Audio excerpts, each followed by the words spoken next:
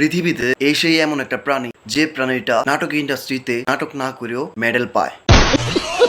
আমি বিগত এই মারিয়া মিমের যতগুলা ইন্টারভিউ দেখেছি, এই মেডেল নেওয়ার আগে যেটাকে অ্যাওয়ার্ড বলে, এই অ্যাওয়ার্ড নেওয়ার আগে যতগুলা ইন্টারভিউ দেখেছি, কোনো ইন্টারভিউতে তার গলায় এমন স্পট আমি কখন দেখি নাই।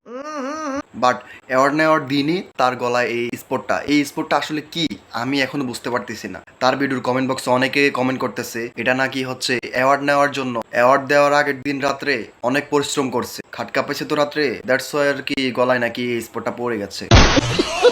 আশা করি আপনারা বুঝতে পারছেন। তো দয়া করে কেউ ওনাকে খারাপ ভাববেন না, উনি খুবই ভালো একটা মেয়ে যার কোনো নাটক সিনেমা কিছু না থাকা সত্ত্বেও বড় বড় অনুষ্ঠানে অ্যাওয়ার্ড পায়। তিনি এমন একজন ব্যক্তি যার কিনা ইনকাম সোর্স না থাকা সত্ত্বেও সে দুবাই গিয়ে 2 কোটি টাকার নিচে শপিংই করে না। তার ইনকাম সোর্সটা আজ পর্যন্ত দেখলাম না। এক যদি নাটক করতো তাও মানতাম, এক যদি মুভি করতো তাও ভাবতাম যে না এখান থেকে তার ইনকাম আসতেছে, দ্যাটস ওয়াই আর কি ইনকাম যেহেতু আছে শপিং করতে পারে, খরচ করতে পারে। বাট তার দেশ বিদেশে ভ্রমণ যে করতেছে এই টাকাগুলো কোত্থেকে আসতেছে এটা আমার আজও অজানা। কেউ যদি একটু জেনে থাকেন তাহলে অবশ্যই কাইন্ডলি ভাই আমাকে একটু জানাবেন, ঠিক আছে? আপুটা এত টাকা কোথা থেকে আনে?